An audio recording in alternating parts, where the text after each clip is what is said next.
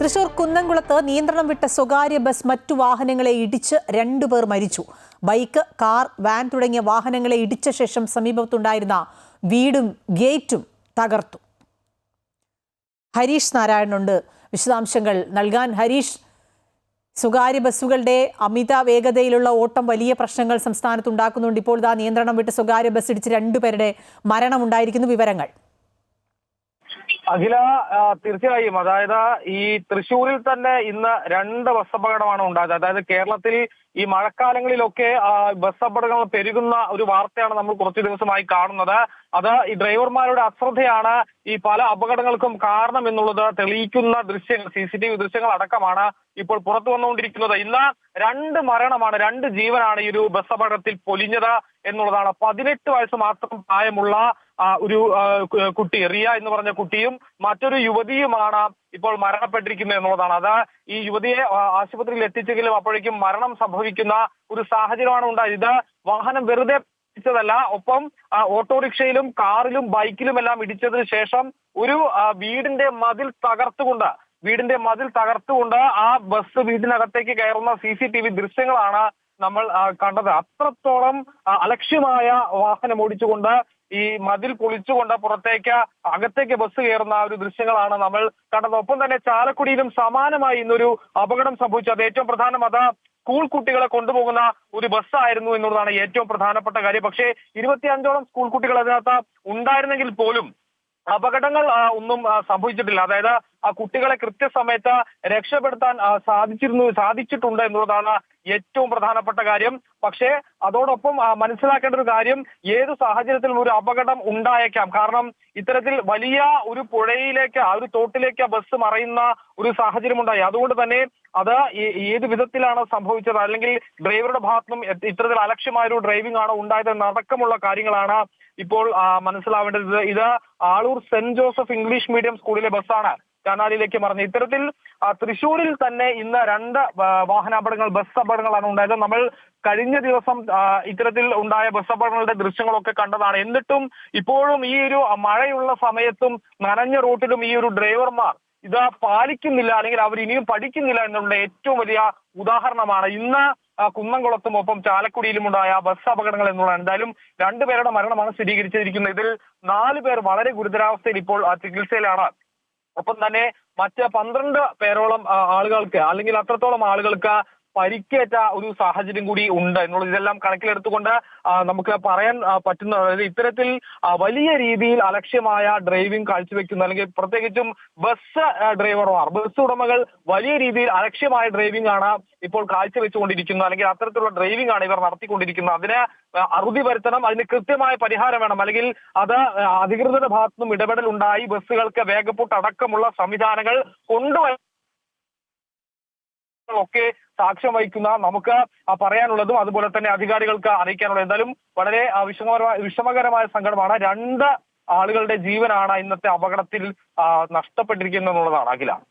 ശരി, ഹരീഷ് നാരായണനാണ് വിശദാംശങ്ങൾ നൽകിയത്. തൃശൂർ കുന്നംകുളത്ത് നിയന്ത്രണം വിട്ട സ്വകാര്യ ബസ് വാഹനങ്ങളെ ഇടിച്ച് 2 പേർ മരിച്ചു. ബൈക്ക്, കാർ, വാൻ തുടങ്ങിയ വാഹനങ്ങളെ ഇടിച്ച ശേഷമാണ് സമീപത്തുണ്ടായിരുന്ന വീടിന്റെ ഗേറ്റും തകർത്താണ് വാഹനം നിന്നത്. വലിയ പ്രശ്നമാണ് ഇത്തരത്തിൽ അശ്രദ്ധമായുള്ള ഡ്രൈവിംഗ് മൂലം സംസ്ഥാനത്ത് ഉണ്ടാകുന്നത്. സ്വാഭാവികമായും സർക്കാർ അടിയന്തരമായ നടപടിയെടുക്കേണ്ട ഒരു വിഷയം തന്നെയാണിത്.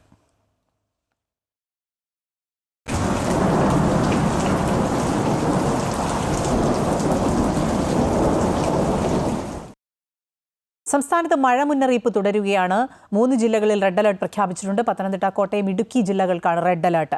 5 ജില്ലകളിൽ ഓറഞ്ച് അലർട്ടും തുടരുന്നുണ്ട്. രജിത് കുമാർ വിശദാംശങ്ങൾ നൽകും. രജിത്, കഴിഞ്ഞ ദിവസങ്ങളിലൊക്കെ ഉണ്ടായിരുന്നത് പോലെ തന്നെ കാലാവസ്ഥാ നിരീക്ഷണ കേന്ദ്രത്തിന്റെ ആ ഒരു മുന്നറിയിപ്പ് വരുന്നുണ്ട്. കരുതലോടെ മുന്നോട്ട് പോകണം എന്നുള്ളതാണ് ആ മുന്നറിയിപ്പിൽ നിന്ന് വ്യക്തമാകുന്നത്. 3 ജില്ലകളിൽ റെഡ് അലർട്ട്, ഒപ്പം മറ്റു ജില്ലകളിൽ ഓറഞ്ച് അലർട്ടും ഉണ്ടല്ലോ. വിശദാംശങ്ങൾ. അഖില, വീണ്ടും മഴയുടെ മുന്നറിയിപ്പ് ഇന്നും വീണ്ടും വന്നിരിക്കുന്നു. അത് റെഡ് അലേർട്ടാണ് പ്രഖ്യാപിച്ചിരിക്കുന്നത് എന്നാണ് ഏറ്റവും പ്രധാനപ്പെട്ട കാര്യം. അത് ഇടുക്കി ജില്ലയിലും കോട്ടയം, പത്തനംതിട്ട ജില്ലയും 3 ജില്ലകളിൽ റെഡ് അലേർട്ട് പ്രഖ്യാപിച്ചിരിക്കുന്നു. വൈകിട്ടോടു കൂടിയാണ് പുതിയ ഒരു അലേർട്ട് കൂടി വന്നിട്ടുള്ളത് എന്നത് ഏറെ ശ്രദ്ധേയമാണ്. കാര്യം മഴ ശക്തമായി തന്നെ പെയ്യും എന്നാണ് അറിയിച്ചിട്ടുള്ളത്. ശക്തമായ മഴയുണ്ടാകും. വളരെ പെട്ടെന്ന് തന്നെ കുറഞ്ഞ സമയത്തിനുള്ളിൽ കൂടുതൽ മഴ ഉണ്ടാകുന്ന ഒരു സാഹചര്യമായിരിക്കും ഉണ്ടാവുക എന്ന മുന്നറിയിപ്പാണ് നൽകിയിട്ടുള്ളത്. അതേ സമയത്ത് തന്നെയാണ് മറ്റ് ജില്ലകളിൽ ഇപ്പോൾ കൊല്ലം, ആലപ്പുഴ, എറണാകുളം, കണ്ണൂർ, കാസർഗോഡ് ഈ ജില്ലകളിൽ ഓറഞ്ച് അലർട്ടും നിലനിൽക്കുന്നുണ്ട്. അപ്പോൾ ഇതിനടുത്തുള്ള ജില്ലകളിലൊക്കെയും തന്നെ ശക്തമായ മഴ ഉണ്ടാകുമെന്ന കാര്യത്തിൽ സംശയമില്ല. സംസ്ഥാനത്ത് നമുക്കറിയാം, കഴിഞ്ഞ ഏതാനും ദിവസങ്ങളായി മഴ ശക്തമായി തന്നെ തുടരുന്നുണ്ട്. പ്രത്യേക ജാഗ്രതാ നിർദ്ദേശങ്ങൾ ഇതിനോടകം തന്നെ പുറപ്പെടുവിച്ചിട്ടുണ്ട്. ആ ജാഗ്രതാ നിർദ്ദേശങ്ങൾ കൃത്യമായി പാലിക്കാൻ എല്ലാവരും തയ്യാറാകണമെന്നും ഇതിനോടകം തന്നെ വീണ്ടും അറിയിപ്പ് വന്നിട്ടുണ്ട് എന്നാണ്. കോഴിക്കോട്, വയനാട്, തൃശ്ശൂർ, പാലക്കാട്, മലപ്പുറം ജില്ലകളിൽ എന്നാൽ യെല്ലോ അലേർട്ടാണ് നിലവിലുള്ളത്. ശക്തമായ കാറ്റിനും ഇതിന് സാധ്യതയുണ്ട്. അത് പത്തനംതിട്ട ജില്ലയിൽ നമുക്കറിയാം, കഴിഞ്ഞ ദിവസങ്ങളിൽ വലിയ മഴയും മഴക്കെടുതികളും ഉണ്ടായ ഒരു പ്രദേശം കൂടിയാണ്. അവിടെ നിന്നൊക്കെ വെള്ളം ഇറങ്ങി തുടങ്ങുന്ന ഒരു സാഹചര്യം മാത്രമാണ് ഇപ്പോഴും ഉള്ളത്. അപ്പർ കുട്ടനാടിൻ്റെ മേഖലകളിൽ നിന്നൊക്കെയും തന്നെ വെള്ളം ഇറങ്ങി തുടങ്ങുന്ന ഒരു സാഹചര്യം മാത്രമാണ് ഇപ്പോഴും നിലനിൽക്കുന്നത്. അവിടേക്കാണ് വീണ്ടും ഒരു റെഡ് അലേർട്ട് പ്രഖ്യാപിച്ചുകൊണ്ട് ശക്തമായ മഴയുടെ മുന്നറിയിപ്പ് വീണ്ടും വന്നിരിക്കുന്നത്. അതുകൊണ്ട് എല്ലാവരും തന്നെ കരുതിയിരിക്കണമെന്ന പ്രത്യേക നിർദ്ദേശം ഇതിനോടകം തന്നെ വന്നിട്ടുണ്ട്. ശക്തമായ കാറ്റിനും സാധ്യതയുണ്ട് എന്ന നിർദ്ദേശമാണ് കേന്ദ്ര കാലാവസ്ഥാ വകുപ്പ് അറിയിച്ചിരിക്കുന്നത്. മറ്റു ജില്ലകളിലേക്കും ഒരുപക്ഷേ സമീപ പ്രദേശങ്ങളിലും സമീപ ജില്ലകളിലേക്കും ഓറഞ്ച് അലേർട്ട് എന്ന് പറയുമ്പോൾ റെഡ് അലേർട്ടിന് സമാനമായ അല്ലെങ്കിൽ അതേ രീതിയിലുള്ള ഒരു മഴയുടെ സാഹചര്യം തന്നെയായിരിക്കും ഉണ്ടാവുക എന്ന നിർദ്ദേശം കൂടി നൽകിയിട്ടുണ്ട്. മലയോര മേഖലകളിലേക്കുള്ള യാത്രകൾ ഒഴിവാക്കണമെന്ന പ്രത്യേക നിർദ്ദേശമുണ്ട്. വിനോദസഞ്ചാര മേഖലകളിലേക്കുള്ള യാത്രകൾ ഒഴിവാക്കണമെന്ന പ്രത്യേക നിർദ്ദേശമുണ്ട്. അത്തരത്തിൽ ശക്തമായൊരു മഴയുടെ മുന്നറിയിപ്പ് കൂടിയാണ് വന്നിരിക്കുന്നത്. 3 ജില്ലകളിൽ റെഡ് അലേർട്ടാണ് ഇപ്പോൾ പ്രഖ്യാപിച്ചിട്ടുള്ളത്. ശരി, രജിത് കുമാറാണ് വിശദാംശങ്ങൾ നൽകിയത്. കരുതലോടെ, ജാഗ്രതയോടെ മുന്നോട്ട് പോകേണ്ട സമയമാണ്. അധികൃതർ നൽകുന്ന നിർദ്ദേശങ്ങൾ കൃത്യമായി പാലിക്കാൻ ജനങ്ങൾ തയ്യാറാകണം. വീണ്ടും ഓർമ്മപ്പെടുത്തുന്നത് വലിയ ദുരന്തങ്ങൾ ഒഴിവാക്കാനാണ്. ഡൽഹിയിലും സമീപ പ്രദേശങ്ങളിലും കനത്ത മഴയാണ്. താഴ്ന്ന പ്രദേശങ്ങളിൽ വെള്ളം കയറിയിട്ടുണ്ട്. അടുത്ത 24 മണിക്കൂർ മഴ ശക്തമാകുമെന്നാണ് കാലാവസ്ഥാ നിരീക്ഷണ കേന്ദ്രത്തിൻ്റെ മുന്നറിയിപ്പിൽ പറയുന്നത്. ഇതേ തുടർന്ന് രാജ്യതലസ്ഥാനത്ത് ഓറഞ്ച് അലർട്ട് പ്രഖ്യാപിച്ചിട്ടുണ്ട്. അസം ഉൾപ്പെടെ വടക്ക് കിഴക്കൻ മേഖലകളിലും മഴ തുടരുകയാണ്. മഴക്കെടുതിയിൽ ഇതുവരെ 95 മരണം റിപ്പോർട്ട് ചെയ്തിട്ടുണ്ട്. ഇന്നലെ രാത്രിയും ഇന്ന് പുലർച്ചെയുമായി അരുണാചൽ പ്രദേശിൽ 4 തവണയാണ് ഭൂചലനം ഉണ്ടായത്. മുല്ലപ്പെരിയാർ അണക്കെട്ടിലെ ജലനിരപ്പ് ഉയർത്താൻ ശ്രമിക്കുമെന്ന തമിഴ്നാട് സർക്കാരിന്റെ ബജറ്റ് പ്രസംഗത്തിനെതിരെ മുല്ലപ്പെരിയാർ സമരസമിതി. ഇക്കാര്യത്തിൽ സംസ്ഥാന സർക്കാർ നിസ്സംഗത ഉപേക്ഷിച്ച് വേണ്ട നടപടികൾ സ്വീകരിക്കണമെന്ന് സമരസമിതി ആവശ്യപ്പെട്ടു. മുല്ലപ്പെരിയാർ അണക്കെട്ടിലെ ജലനിരപ്പ് 152 അടിയാക്കി ഉയർത്തുമെന്ന് തമിഴ്നാട് മുഖ്യമന്ത്രി വിജയ് പ്രഖ്യാപിച്ചിരുന്നു. ഇതിന് പിന്നാലെയാണ് ബജറ്റ് പ്രസംഗത്തിലും സർക്കാർ നിലപാട് വ്യക്തമാക്കിയത്. 5 അംഗ വിദഗ്ധ സമിതി അണക്കെട്ട് പരിശോധിക്കണമെന്ന സുപ്രീംകോടതി നിർദ്ദേശം നിലനിൽക്കെ തമിഴ്നാടിന്റെ ഏകപക്ഷീയമായ നിലപാട് അംഗീകരിക്കാനാവില്ലെന്ന് മുല്ലപ്പെരിയാർ സമരസമിതി വ്യക്തമാക്കി. ഇക്കാര്യത്തിൽ സംസ്ഥാന സർക്കാർ നിസ്സംഗത ഉപേക്ഷിക്കണമെന്ന് സമരസമിതി ചെയർമാൻ ഷാജി പി ജോസഫ് ആവശ്യപ്പെട്ടു. ജനങ്ങളെ ബാധിക്കുന്ന കേരളത്തിന്റെ ഏറ്റവും വലിയൊരു പ്രശ്നമായ മുല്ലപ്പെരിയാർ പ്രശ്നത്തിൽ പുതിയ ഗവൺമെന്റ് കാണിക്കേണ്ട ചില നയങ്ങളുണ്ട്. അത് കൃത്യമായി പോകേണ്ടതുണ്ട് എന്നുള്ളത് ഗവൺമെന്റ് തന്നെ മനസ്സിലാക്കുക. അടിയന്തരമായി യുദ്ധകാലാടിസ്ഥാനത്തിൽ ഈ പ്രശ്നത്തിന് തീരുമാനമുണ്ടാകുവാൻ വിദഗ്ധ സമിതിയുടെ പരിശോധനയ്ക്ക് വേണ്ടുന്ന നിയമ നടപടിയിലേക്ക് കേരളം കേന്ദ്രവുമായി ബന്ധപ്പെട്ടുകൊണ്ട് കേന്ദ്രമന്ത്രിസഭയുടെ മധ്യസ്ഥതയിൽ വേണമെങ്കിൽ അങ്ങനെ ആകണമെന്നുള്ളൊരു അഭിപ്രായമാണ് മുല്ലപ്പെരിയാർ സമരസമിതി കാലങ്ങളായി പറയുന്നത്. ഇത്തവണ കാലവർഷത്തിൽ പോലും മുല്ലപ്പെരിയാർ ജലനിരപ്പ് 120 അടിക്ക് മുകളിലെത്തിയിട്ടില്ല. ഈ സാഹചര്യത്തിലാണ് പരമാവധി വെള്ളം അണക്കെട്ടിൽ സംഭരിക്കാൻ തമിഴ്നാട് നീക്കം നടത്തുന്നത്. അമൃത ന്യൂസ്, ഇടുക്കി. മുല്ലപ്പെരിയാർ വിഷയത്തിൽ തമിഴ്നാട് അനാവശ്യ പ്രകോപനം ഉണ്ടാക്കുന്നുവെന്ന് ഡീൻ കുര്യാക്കോസ് എം പി. പുതിയ തമിഴ്നാട് സർക്കാർ തീക്കൊള്ളികൊണ്ടാണ് തല ചൊറിയുന്നത്. നാഷണൽ ഡാം സേഫ്റ്റിയുടെ പരിഗണനയിലുള്ള വിഷയമാണ് മുല്ലപ്പെരിയാർ. NDSന്റെ ആഭിമുഖ്യത്തിൽ പരിശോധന നടത്താൻ പോവുകയാണ്. മുല്ലപ്പെരിയാർ തകർന്നാൽ കേരളം നശിക്കുമെന്നതിൽ ആർക്കും സംശയമില്ല. പുതിയ ഡാം എന്ന ചർച്ച നടക്കുകയാണ്. വളരെ പ്രകോപനപരമായ പ്രഖ്യാപനമാണ് ബജറ്റ് പ്രസംഗത്തിൽ തമിഴ്നാട് സർക്കാർ ആവർത്തിക്കുന്നതെന്നും ഡീൻ കുര്യാക്കോസ് പറഞ്ഞു. മുല്ലപ്പെരിയാറിൽ ജലനിരപ്പ് ഉയർത്തുമെന്ന തമിഴ്നാടിന്റെ പ്രഖ്യാപനം ദൗർഭാഗ്യകരമെന്ന് മന്ത്രി മോൻസ് ജോസഫ്. മുല്ലപ്പെരിയാറിൽ സുരക്ഷാ പരിശോധനകൾ ഇതുവരെ നടന്നിട്ടില്ല. സുപ്രീംകോടതി നിർദ്ദേശിച്ചിരിക്കുന്ന 142 അടിയിൽ നിന്ന് ജലനിരപ്പ് ഉയർത്താൻ കേരളത്തിനോ തമിഴ്നാടിനോ അധികാരമില്ല. ഇരു സംസ്ഥാനങ്ങൾക്കും സ്വീകാര്യമായ നിലപാട് സ്വീകരിച്ച് സുപ്രീംകോടതിയുടെ അനുമതിയോടെയാണ് നടപ്പാക്കേണ്ടത്. പുതിയ ഡാം വേണമെന്ന് തന്നെയാണ് കേരളത്തിന്റെ നിലപാടെന്ന് മോൻസ് ജോസഫ് വ്യക്തമാക്കി. മുല്ലപ്പെരിയാർ ഡാമിൻ്റെ ജലനിരപ്പ് 142 നിന്ന് ഉയർത്താൻ ഒരു കാരണവശാലും കേരളം അനുവദിക്കില്ല. കേരളം അതിനോട് യോജിക്കുന്നില്ല എന്നതാണ് നമ്മുടെ സംസ്ഥാനത്തിൻ്റെ നിലപാട്. മുല്ലപ്പെരിയാറിൻ്റെ സുരക്ഷയുമായി ബന്ധപ്പെട്ട് വലിയ ആശങ്കകൾ ഉയർന്നു നിൽക്കുന്ന കാലഘട്ടത്തിലൂടെയാണ് നമ്മൾ കടന്നു പോകുന്നത്. അതുകൊണ്ട് തന്നെ സുപ്രീം കോടതി നിർദ്ദേശിച്ചിരിക്കുന്ന മാനദണ്ഡങ്ങൾ ഉൾപ്പെടെ പരിശോധനയ്ക്ക് വിധേയമാക്കണം എന്ന് തമിഴ്നാടിനോട് ആവശ്യപ്പെട്ടിട്ടും ആ കാര്യങ്ങളൊന്നും ഇതുവരെ നിർവഹിക്കപ്പെട്ടിട്ടില്ല. ഒന്ന്, ഡാം സേഫ്റ്റി അതോറിറ്റി തന്നെ നേതൃത്വം കൊടുത്തുകൊണ്ട് ഡാമുകളുടെ സുരക്ഷ പരിശോധിക്കണം എന്ന ആവശ്യം സുപ്രീം കോടതി മുന്നോട്ട് വെച്ചിട്ടുണ്ട്. ഇത് ഡിസംബർ 31 മുമ്പ് നടക്കേണ്ട കാര്യമാണ്. മുല്ലപ്പെരിയാർ ഡാമിൻ്റെ കാര്യത്തിൽ ഇതുവരെ ആ സുരക്ഷാ പരിശോധന പോലും നടത്താൻ കഴിഞ്ഞിട്ടില്ല. അതുപോലെ തന്നെ ബേബി ഡാമിൻ്റെ ബലപ്പെടുത്തലുമായി ബന്ധപ്പെട്ട കാര്യങ്ങൾ സുപ്രീം കോടതി നിർദ്ദേശിച്ചിട്ടുണ്ട്. ആ കാര്യങ്ങളും ഇതുവരെ നടന്നിട്ടില്ല. അപ്പോൾ ഇത്തരത്തിലുള്ള ഡാമിൻ്റെ സുരക്ഷയുമായി ബന്ധപ്പെട്ട കാര്യങ്ങൾ പോലും സുപ്രീം കോടതി പറഞ്ഞതുപോലും നടക്കാതെ നിൽക്കുന്ന ഈ കാലഘട്ടത്തിൽ ഇത്തരമൊരു ആവശ്യം തമിഴ്നാട് ഉന്നയിച്ചത്, അല്ലെങ്കിൽ ഇങ്ങനൊരു പ്രഖ്യാപനം തമിഴ്നാട് നടത്തിയത് തീർച്ചയായിട്ടും അത് ഏറ്റവും നിർഭാഗ്യകരമാണ്. ഭരണഘടനാ ഭേദഗതി ബില്ലുകൾ പാസാക്കുന്നതിന് ലോക്സഭയിൽ 2/3 ഭൂരിപക്ഷം ഉറപ്പാക്കാൻ നീക്കം ശക്തമാക്കി കേന്ദ്ര സർക്കാർ. പാർലമെന്റിൽ ബില്ലുകളെ പിന്തുണയ്ക്കുമെന്ന് DMK എംപിമാർ സൂചന നൽകി. എന്നാൽ മണ്ഡല പുനർനിർണയ ബില്ല് ഉടൻ കൊണ്ടുവരില്ലെന്ന് കേന്ദ്രമന്ത്രി കിരൺ റിജിജു വ്യക്തമാക്കി. അതേസമയം പ്രതിപക്ഷ ബഹളം കാരണം ഇന്നും പാർലമെന്റ് തടസ്സപ്പെട്ടു.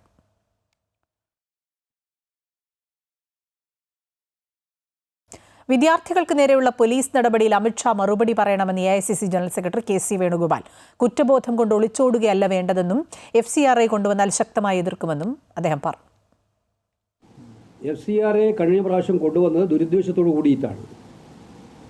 സന്നദ്ധ സംഘടനകളെയും മൈനോറിറ്റി വിഭാഗത്തിനെയും ടാർഗറ്റ് ചെയ്യുന്നതിന് വേണ്ടിയിട്ടുള്ള ഒരു നിയമ നടപടിയായിട്ടാണ് അത് കാണാൻ കഴിയുന്നത്. സത്യത്തിൽ ഭീഷണിപ്പെടുത്തിയിട്ട് വരുതിക്ക് നിർത്താൻ വേണ്ടിയിട്ടുള്ള ഒരു പരിശ്രമം. അപ്പോൾ അതിനെ ഒരു കാരണവശാലും അംഗീകരിക്കാൻ പറ്റില്ല എന്നുള്ളത് കൃത്യമായിട്ട് ഞങ്ങൾ പറഞ്ഞിട്ടുണ്ട്. അത് ഇന്നലെ അദ്ദേഹത്തോട് പറഞ്ഞിട്ടുണ്ട്. ഈ ബില്ലുമായിട്ട് മുന്നോട്ട് പോകുന്നതിന് ഞങ്ങൾ ഒരു കാരണവശാലും അംഗീകരിക്കില്ല.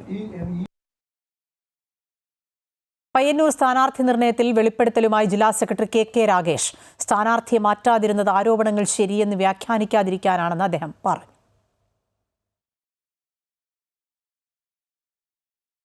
വി കുഞ്ഞികൃഷ്ണന് വക്കീൽ നോട്ടീസ് അയച്ചു TI മധുസൂദനൻ. തെരഞ്ഞെടുപ്പ് രക്തസാക്ഷി ഓഫീസ് നിർമ്മാണ ഫണ്ട് കണക്ക് വ്യക്തമാക്കി വക്കീൽ നോട്ടീസ്. വി കുഞ്ഞികൃഷ്ണന്റേത് കള്ളക്കണക്കെന്ന് TI മധുസൂദന്റെ വക്കീൽ നോട്ടീസിൽ പറയുന്നു.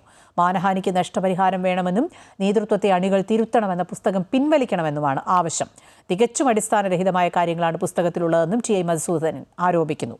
അതേസമയം ഉന്നയിച്ച ആരോപണങ്ങളിൽ ഉറച്ചു നിൽക്കുന്നുവെന്ന് വി കുഞ്ഞികൃഷ്ണൻ വക്കീൽ നോട്ടീസിന് മറുപടി നൽകി.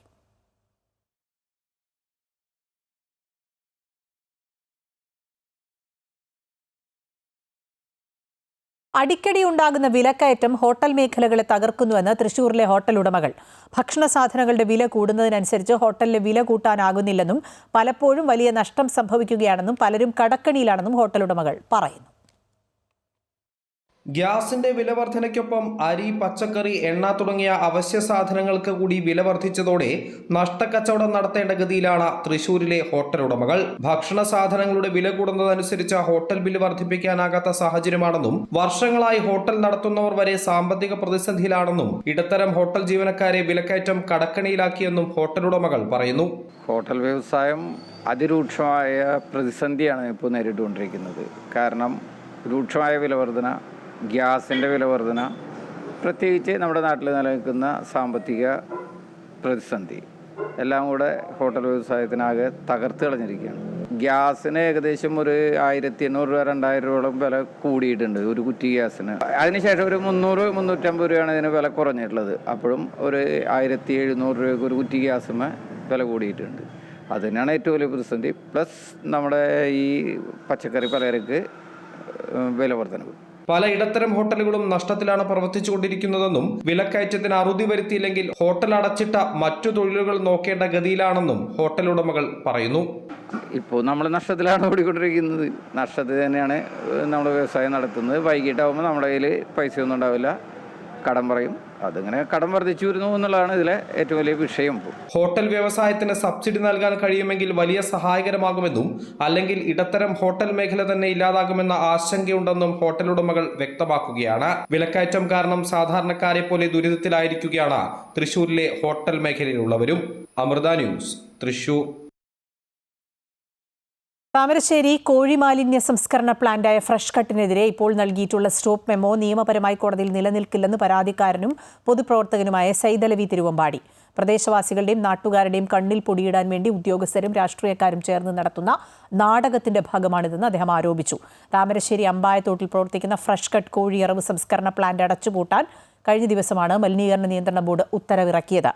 2019 മുതൽ പ്രദേശത്ത് പ്രവർത്തിക്കുന്ന പ്ലാന്റ് ഇരുതുള്ളിപ്പുഴയിലെ വെള്ളവും വായുവും മലിനമാക്കിയതിനെതിരെ ഒരു നാട് മുഴുവൻ സമരത്തിലായിരുന്നു. സ്റ്റോപ്പ് മെമ്മോ വന്നതിന് പിന്നാലെ സമരസമിതി ഉൾപ്പെടെ ആഹ്ലാദത്തിലുമായിരുന്നു. താൽക്കാലികമായി ഇതിൽ സന്തോഷമുണ്ടെങ്കിലും ശരിക്കും ഇത് കോടതിയിൽ നിലനിൽക്കാത്തൊരു കേസാണ്. ജനങ്ങളുടെ പരാതിയുടെ അടിസ്ഥാനത്തിലാണ് ഇങ്ങനെ ഒരു നടപടി സ്വീകരിച്ചതെന്നാണ് ഉത്തരവിൽ പറഞ്ഞിരിക്കുന്നത്. എന്നാൽ 2005 ദുരന്ത നിവാരണ നിയമപ്രകാരം ഇവർക്കെതിരെ ക്രിമിനൽ കേസെടുക്കാം. പോലീസിന് അതുപോലെ ശുദ്ധജല സ്രോതസ് മലിനമാക്കിയതുമായി ബന്ധപ്പെട്ട് എടുക്കാം. കാരണം 23-ലും 24-ലും എല്ലാം അവിടെ വെള്ളം കയറിയിട്ടുള്ളതാണ്. ഈ വെള്ളം കയറിയതുമായി ബന്ധപ്പെട്ട് അവർ മാലിന്യം ഇതാക്കിയതിന് നേരത്തെ ഫൈൻ ഈടാക്കിയിട്ടുള്ളതാണ്. അതുപോലെ തന്നെ അഡ്വക്കറ്റ് കൂടിയായിട്ടുള്ള ബഹുമാനപ്പെട്ട വി.ഡി. സതീശൻ, കേരള മുഖ്യമന്ത്രി, ഈ ഉത്തരവ് ഇത്രയും ഒരു റഫായിട്ട് എഴുതിയത് രാഷ്ട്രീയ ഉദ്യോഗസ്ഥ കൂട്ടുകെട്ടിൻ്റെ ഭാഗമാണോ എന്നുകൂടെ പരിശോധിക്കണം. കാരണം ഈ ഉത്തരവിൽ കാര്യമായ കണ്ടന്റുകളോ മറ്റുള്ളതോ ഒന്നും പറഞ്ഞിട്ടില്ല. എന്ന് മാത്രമല്ല, ഈ വെള്ളം കയറി ദുരിതം അനുഭവിച്ച അവിടുത്തെ ജലം പരിശോധിക്കുകയോ പരിസരവാസികളായ ജനങ്ങളുടെ സുരക്ഷയ്ക്ക് വേണ്ടിയിട്ടുള്ള ഒരു നടപടിയും സ്വീകരിച്ചിട്ടില്ല. അതുപോലെ തന്നെ പോലീസിന് ഇതിന് BNS വകുപ്പ് ചേർത്തിട്ട് കേസെടുക്കാം ശുദ്ധജലം മലിനപ്പെടുത്തിയതിന്. ഈ വക കാര്യങ്ങളൊന്നും ചെയ്തിട്ടില്ല എന്ന് മാത്രമല്ല, ഉത്തരവിൽ തന്നെ പരിശോധനയുടെ ഭാഗമായി എന്ന് പറഞ്ഞിട്ടില്ല. അതിൽ പറഞ്ഞിരിക്കുന്നത് പരാതികളുടെ അടിസ്ഥാനത്തിൽ പൂട്ടുക എന്ന് പറഞ്ഞത് അതൊരു കണ്ടന്റ് ഇല്ലാത്ത ഒരു ഓർഡറാണ്. ഈ ഓർഡർ കോടതിയിൽ നിലനിൽക്കുകയില്ല എന്നാണ് വിദഗ്ധരുമായി അന്വേഷിച്ചതിൽ നമ്മൾ അറിഞ്ഞിട്ടുള്ളത്. കേരളത്തിലെ പ്രമുഖ ധനകാര്യ സ്ഥാപനമായ UGS ഗോൾഡ് ലോൺ പ്രവർത്തനങ്ങൾ കൂടുതൽ മേഖലകളിലേക്ക് വ്യാപിപ്പിക്കുന്നു. സ്വർണ്ണ വായ്പകൾക്ക് പുറമെ ഉപഭോക്താക്കൾക്ക് സമ്പൂർണ്ണ സാമ്പത്തിക സുരക്ഷ ഉറപ്പാക്കുന്നതിനായി UGS ഇൻഷുറൻസ് സേവനങ്ങൾക്ക് കൊച്ചിയിൽ തുടക്കം കുറിച്ചു. കേരളത്തിലും തമിഴ്നാട്ടിലും പുതിയ ശാഖകൾ ആരംഭിക്കുന്നതിനോടൊപ്പം കമ്പനിയുടെ മൊത്തം ടേൺ ഓവർ 1200 കോടി രൂപയായി ഉയർത്തുകയാണ് പ്രധാന ലക്ഷ്യമെന്ന് മാനേജിംഗ് ഡയറക്ടർ അജിത് പാലാട്ട് പറഞ്ഞു. ദേശീയ തലത്തിൽ ശക്തമായ ബ്രാൻഡ് സാന്നിധ്യം ഉറപ്പാക്കുന്നതിന്റെ ഭാഗമായി സിനിമാ താരം തൃഷയെ UGS ഗോൾഡ് ലോണിന്റെ പ്രധാന ബ്രാൻഡ് അംബാസിഡറായും നടൻ ധ്യാൻ ശ്രീനിവാസിനെ കേരളത്തിലെ മുഖമായും അവതരിപ്പിച്ചു. UGS ഗോൾഡ് ലോണിന്റെ പുതിയ ശാഖ ശനിയാഴ്ച പറവൂരിൽ പ്രവർത്തനം ആരംഭിക്കും. അതാണ് നടപ്പ് സാമ്പത്തിക വർഷത്തിൽ ഞങ്ങൾ പ്ലാൻ ചെയ്തിട്ടുള്ളത്.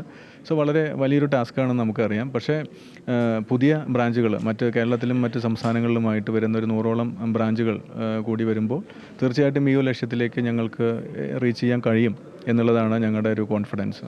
ദെൻ പറവൂർ ബ്രാഞ്ച്, കൊച്ചിയിലെ ആദ്യത്തെ ബ്രാഞ്ചായ പറവൂർ ബ്രാഞ്ചിൻ്റെ ഇനോഗ്രേഷൻ ഈ വരുന്ന ഓഗസ്റ്റ് 8 ഉന്നത വിദ്യാഭ്യാസ വകുപ്പ് മന്ത്രി ശ്രീ റോജി എം ജോണാണ് ഉദ്ഘാടനം നിർവഹിക്കുന്നത്. അതോടൊപ്പം മുഹമ്മദ് ഷിയാസ് MLA, PKS, വ്യാപാര മേഖലയിലും ജനപ്രതിനിധികളും മറ്റു മേഖലയിലും എല്ലാവരും ഈ അവസരത്തിൽ അന്നേ ദിവസം പങ്കെടുക്കുന്നുണ്ട്. നിങ്ങളുടെ സ്വപ്നങ്ങൾക്ക് തണലാവുന്ന തുണ. മോളെ UKയിൽ തന്നെ പഠിക്കാൻ തലമുറകളായി നമ്മുടെ കുടുംബത്തെ കാത്ത ഈ സ്വർണം ഇനി മോളുടെ ഭാവി സുരക്ഷിതമാക്കട്ടെ.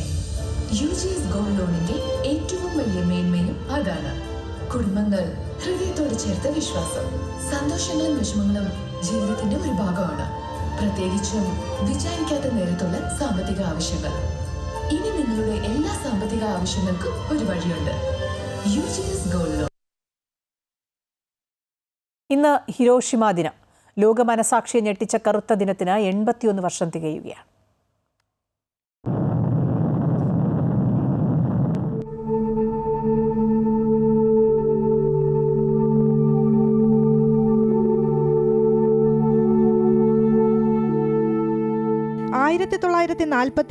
ഓഗസ്റ്റ് 6 അണുബോംബിന്റെ ഭീകരത ലോകം ആദ്യമായി തിരിച്ചറിഞ്ഞ ദിവസം. മറക്കാനാവാത്ത മുറിപ്പാടുകൾ നൽകിയ കറുത്ത ദിനം.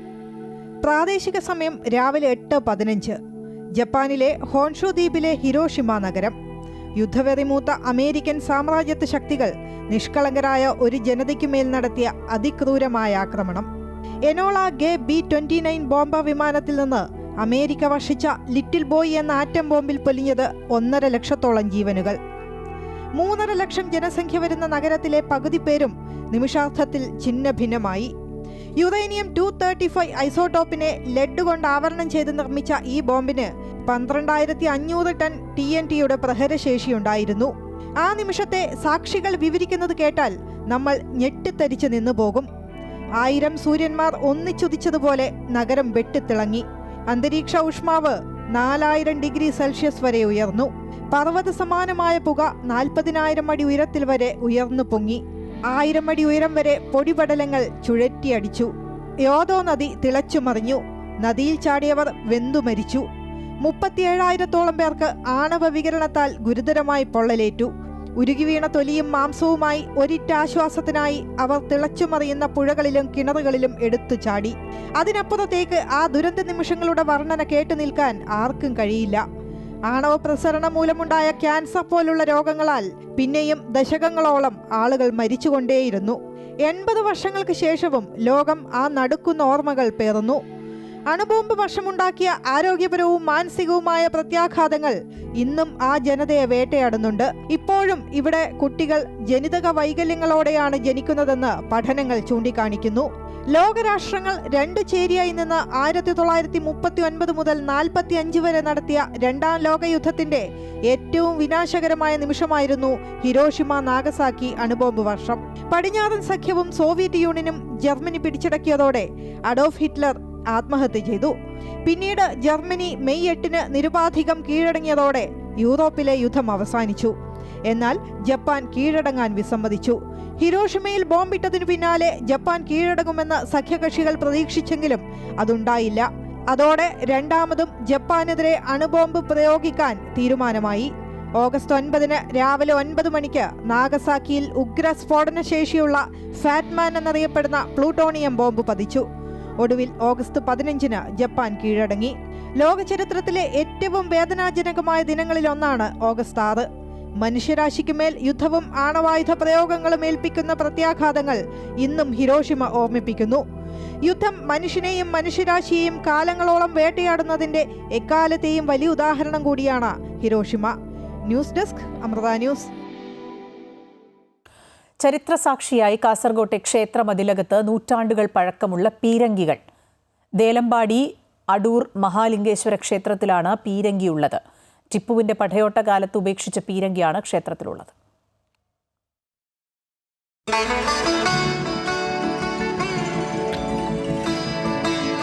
ഒരു കാലഘട്ടത്തിലെ പടയോട്ടത്തിന്റെ ചരിത്രശേഷിപ്പാണ് വിസ്മയക്കാഴ്ചയായി അടൂർ മഹാലിംഗേശ്വര ക്ഷേത്രത്തിൽ കാണുന്ന 2 പീരങ്കികൾ. ടിപ്പു സുൽത്താൻ തന്റെ പടയോട്ടക്കാലത്ത് ക്ഷേത്രം ആക്രമിക്കാനെത്തിയെന്നും എന്നാൽ ഇവിടുത്തെ നന്ദിയുടെ ചൈതന്യം തിരിച്ചറിഞ്ഞ് പിൻവാങ്ങിയെന്നുമാണ് വിശ്വാസികൾ പറയുന്നത്. അവിടെ ഉണ്ടായിരുന്ന പുല്ല് കൊണ്ടുവരും. ആ പുല്ല് നന്ദിയുടെ മുമ്പിൽ ഇട്ട് കൊടുത്തു. ഞാനിപ്പോൾ ഈ ക്ഷേത്രത്തിന് ഒരു ചുറ്റ് വരുന്നതിന് മുമ്പ് അല്ലെങ്കിൽ വരുമ്പോഴത്തേക്ക് ഈ പുല്ല് മൊത്തം തിന്ന് തീർക്കണം, അല്ലെങ്കിൽ ഞാൻ മൊത്തം കൊള്ളയടിക്കും എന്നും പറഞ്ഞിട്ട് അവൻ ആ പുല്ല് നന്ദിയുടെ മുമ്പിൽ ഇട്ട് കൊടുത്തിട്ട് പ്രദക്ഷിണം വന്നു. ആ പ്രദക്ഷിണം വരുമ്പോഴത്തേക്ക് ഇവൻ കണ്ട കാഴ്ച, ചാണകം ഇങ്ങനെ അവിടെ വീണ് കിടക്കുകയും ആ ചാണകത്തിന് ഇങ്ങനെ ആവി പറക്കുന്നതുമായിട്ട് അതിനുള്ള ദൃശ്യമാണ് ഈ ടിപ്പു സുൽത്താൻ കാണുന്നത്. അങ്ങനെ ടിപ്പു സുൽത്താൻ ഉടനെ അതിന് ആൾക്കാരൊക്കെ മാറ്റി എല്ലാവരും പുറത്ത് പോകാൻ പറഞ്ഞു. അവരോട് പുറത്ത് പോയി അങ്ങനെ അത് നിർത്തി. അപ്പോൾ നന്ദിനൊന്നും ചെയ്തില്ല.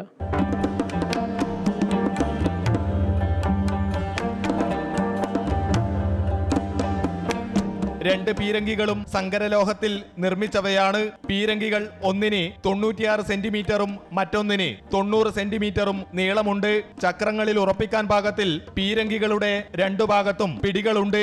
3 നിലകളിലായുള്ള ക്ഷേത്ര നിർമ്മിതി, സത്യക്കല്ല് എന്നിവ കൊണ്ടും ഐതിഹ്യ പെരുമ കൊണ്ടും പ്രശസ്തമായ അടൂർ മഹാലിംഗേശ്വര ക്ഷേത്രത്തിന്റെ ചരിത്ര പ്രാധാന്യം തുറന്നുകാട്ടുന്നതാണ് ഉപേക്ഷിച്ച പീരങ്കികളെന്ന് ചരിത്രകാരൻ ഡോക്ടർ നന്ദകുമാർ കോറോത്ത് പറഞ്ഞു. ഈ മഹാക്ഷേത്രവുമായി ബന്ധപ്പെട്ടുകൊണ്ട് ഇതുപോലുള്ള ചരിത്ര പ്രാധാന്യമുള്ള വസ്തുക്കൾ സംരക്ഷിക്കുന്ന വലിയൊരു കാര്യമാണ്. ഇവിടെ തന്നെ അടൂർ ശാസ്ത്രം എന്ന പേരിൽ അറിയപ്പെടുന്ന ഒരു ലിഖിതമുണ്ട്. അതുപോലെ തന്നെ മറ്റ് പല തെളിവുകളും നമുക്കിവിടെ കാണാൻ വേണ്ടി സാധിക്കുന്നുണ്ട്. അപ്പോൾ ചരിത്രവുമായി ഒത്തുപോകുന്ന ഒരു അമ്പലം കൂടിയാണ് അടൂരിലെ മഹാലിംഗേശ്വര ക്ഷേത്രം. മലബാർ ദേവസ്വം ബോർഡിന് കീഴിലെ ക്ഷേത്രത്തിൽ തീതുപ്പിയ പീരങ്കികൾ സംരക്ഷിച്ചു വരുന്നത് ചരിത്രബോധത്തിന്റെ തെളിവാണ്.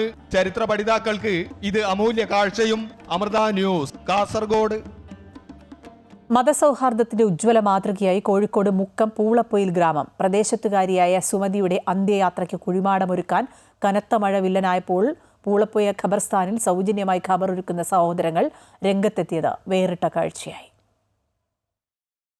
പരിസരത്തെ വീടുകളുമായി അടുത്ത ബന്ധം പുലർത്തിയിരുന്ന സുമതിക്ക് വേണ്ടി ഒരു നാട് ഒന്നിച്ച നിമിഷമായിരുന്നു അത്.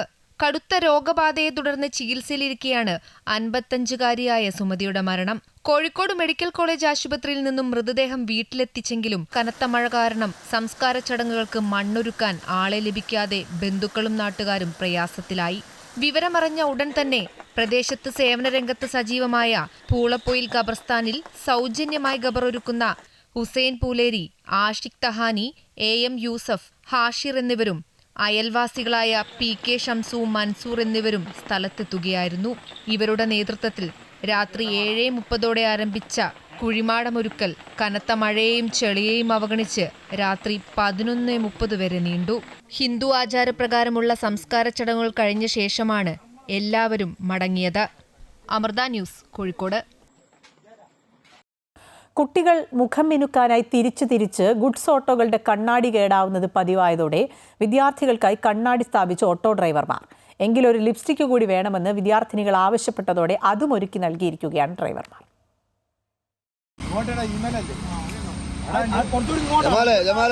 കാലം മാറി. ജെൻസി പിള്ളേരോട് വാക്കേറ്റത്തിനോ കയ്യേറ്റത്തിനോ ഇല്ല. പുതിയ കാലത്ത് പുതിയ ഭാഷയിൽ വേണം പുതുതലമുറയോട് സംസാരിക്കാൻ. ഇത് തിരിച്ചറിഞ്ഞാണ് താമരശ്ശേരി കോരങ്ങാട് IHRD കോളേജിനോട് ചേർന്ന ഗുഡ്സ് ഓട്ടോ സ്റ്റാൻഡിന് സമീപം വിദ്യാർത്ഥിനികൾക്കായി ഡ്രൈവർമാർ കണ്ണാടി സ്ഥാപിച്ചത്. IHRD കോളേജിന് പുറമെ Thamarassery government higher secondary school, മറ്റ് സ്വകാര്യ വിദ്യാഭ്യാസ സ്ഥാപനങ്ങൾ ഇവയെല്ലാം പ്രദേശത്തുണ്ട്. ഗുഡ്സ് സ്റ്റാൻഡിൽ നിർത്തിയിടുന്ന ഓട്ടോകളുടെ കണ്ണാടി പതിവായി തിരിച്ച് വിദ്യാർത്ഥികൾ മുഖം മിനുക്കുന്നത് കാരണം കണ്ണാടി കേടാകൽ പതിവായി. ഇതിനൊരു പോംവഴി എന്ന നിലയ്ക്കാണ് സമീപം വലിയൊരു കണ്ണാടി തന്നെ ഡ്രൈവർമാർ ഒത്തൊരുമിച്ച് സ്ഥാപിച്ചത്. കണ്ണാടി സ്ഥാപിച്ചപ്പോൾ കുട്ടികൾക്ക് മറ്റൊരാഗ്രഹം, ലിപ്സ്റ്റിക് കൂടെ കിട്ടിയാൽ നന്നായിരുന്നു. നാട്ടുകാരിവിടെ കണ്ണാടി വെച്ചതിൽ കാര്യം ഉണ്ടായിരിക്കുന്നത് എല്ലാം ഇതിന്റെ മുമ്പിലാണ്. ഇതുപോലത്തെ നന്മകൾ ഇനിയും ഉണ്ടാവുമെന്ന് പ്രതീക്ഷിക്കുന്നു. എല്ലാവരും നന്മമാരാവുക. എന്താ പറയാനുള്ളത്? എന്ത് ലിപ്സ്റ്റിക് കൂടിയോ? അപ്പൊ നിങ്ങളോടുള്ള റിക്വസ്റ്റ് ആണ്. ആ ആഗ്രഹവും ചേട്ടന്മാർ സാധിച്ചു കൊടുത്തു. ഇപ്പോൾ വാഹനങ്ങളുടെ കണ്ണാടിക്കും പ്രശ്നമില്ല, വിദ്യാർത്ഥികൾക്കും പ്രശ്നമില്ല. എല്ലാവരും ഹാപ്പി എന്ന് ഡ്രൈവർമാർ. സ്റ്റാൻഡിലുള്ള കണ്ണാടികൾ, വണ്ടിന്റെ കണ്ണാടികൾ മൊത്തം തിരിച്ചുങ്ങാണ്ട് ഓരോരോ സൗന്ദര്യം നോക്കലാണ്. മുടി നോക്കലും ലിപ്സ്റ്റിക്കുകളിലൊക്കെയാണ്. ഇപ്പോൾ കണ്ണാടി പൊട്ടിപ്പോകുക. അത് കണ്ണാടിക്ക് 500, 300, 1000 വരെ വിലയുള്ള കണ്ണാടികളുണ്ട്. അപ്പോൾ അതൊക്കെ പൊട്ടിക്കുന്നതിനൊക്കെ ഞങ്ങൾ വെച്ചാണ് കണ്ണാടിയാണ്. അവർക്ക് ലിപ്സ്റ്റിക്ക് നോക്കിയിടാനും പിന്നെ മുടി നോക്കാനൊക്കെ ആയിട്ട് അവരുടെ സൗകര്യത്തിന് ഞങ്ങൾ ഒരു കണ്ണാടി വെച്ചിട്ട് ഞങ്ങളൊരു വീഡിയോ എടുത്തത് അവരെ അറിയിക്കുക എന്നുള്ളത് മാത്രമായിരുന്നു. ഈ കണ്ണാടി ഞങ്ങൾ ഇവിടെ വെച്ചിട്ട് ഞങ്ങളെ കണ്ണാടി തിരിച്ചതെന്നുള്ളത് കുട്ടികളെ അറിയിക്കുക എന്നുള്ളത് മാത്രമായിരുന്നു. അപ്പോൾ ഞങ്ങൾ ഇൻസ്റ്റാഗ്രാമിൽ ഇട്ടത് വലിയ റീച്ചായി, അതെല്ലാവരും ഏറ്റെടുത്ത്. 25 ലക്ഷത്തോളം പേർ ഇൻസ്റ്റഗ്രാമിൽ കണ്ണാടി സ്ഥാപിച്ച ഈ വീഡിയോ ഇതിനകം തന്നെ കണ്ടു കഴിഞ്ഞു. MM Ragesh, Amrita news, Kozhikode.